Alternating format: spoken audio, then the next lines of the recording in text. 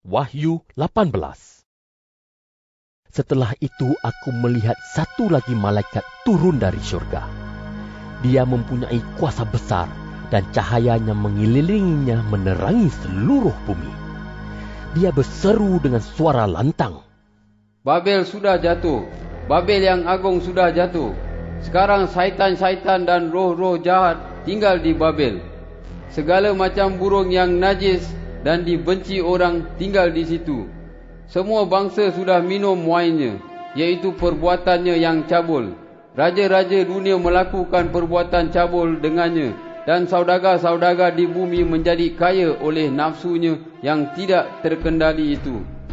Kemudian aku mendengar suara lain dari surga berkata, Keluarlah hai umatku, keluarlah dari Babel.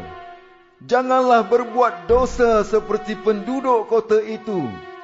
Janganlah ikut menanggung hukumannya, kerana dosanya bertimbun-timbun sampai ke langit, dan Allah tidak lupa akan kejahatannya.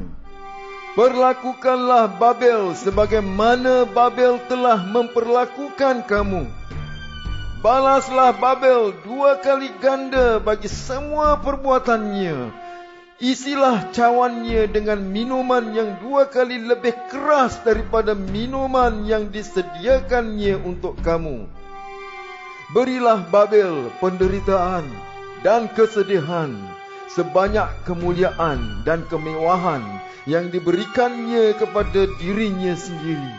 Kerana Babel sentiasa berkata kepada dirinya sendiri, Aku ratu yang memerintah, aku bukan baru. Aku tidak akan mengalami kesedihan. Itulah sebabnya dalam sehari semua malapetaka ini akan menimpanya. Penyakit, kesedihan dan kebuluran.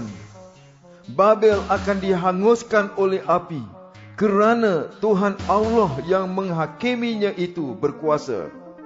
Raja-raja dunia yang ikut melakukan perbuatan cabul dan lucah dengannya akan menangisi dan meratapi kota itu apabila mereka melihat asap api yang menghanguskannya.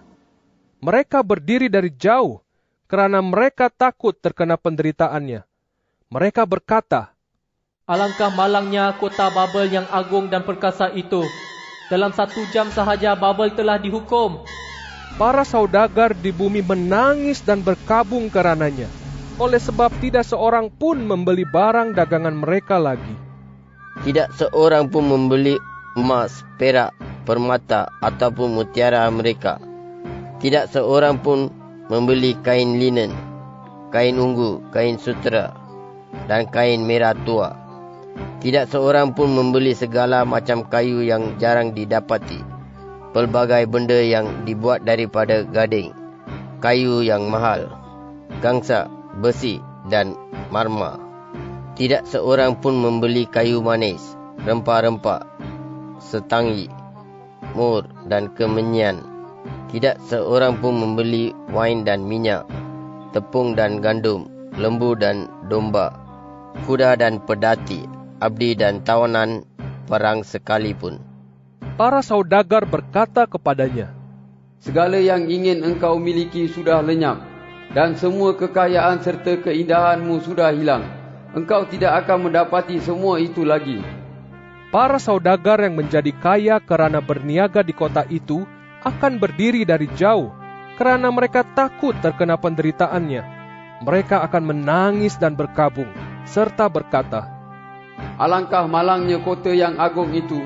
Biasanya Babel berpakaian kain linen, kain ungu dan kain merah tua. Biasanya Babel memakai perhiasan emas, permata dan mutiara. Tetapi dalam 1 jam sahaja, Babel telah kehilangan segala kekayaannya.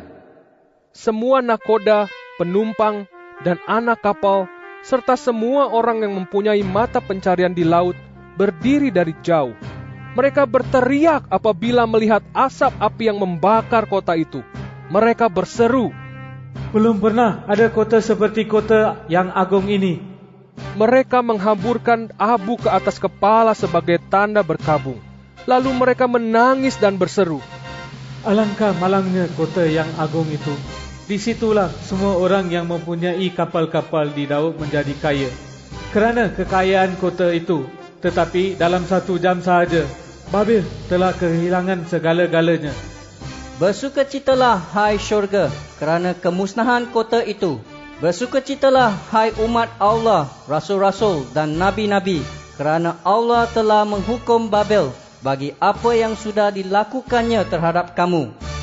Kemudian satu malaikat perkasa mengangkat sebuah batu sebesar batu kisaran yang besar, lalu membuangnya ke dalam laut seraya berkata, Demikianlah kota Babel yang agung itu akan dihempaskan dengan kuat dan tidak akan dijumpai lagi. Suara penyanyi dan bunyi muzik daripada pemain kecapi, pemain seruling dan trompet tidak akan terdengar lagi di kota Babel. Semua tukangmu yang mahir tidak dapat dijumpai lagi, dan bunyi batu kisaran pun tidak akan terdengar lagi. Cahaya pelita tidak akan terlihat lagi di Babel, dan keriuhan pesta perkahwinan tidak akan terdengar lagi.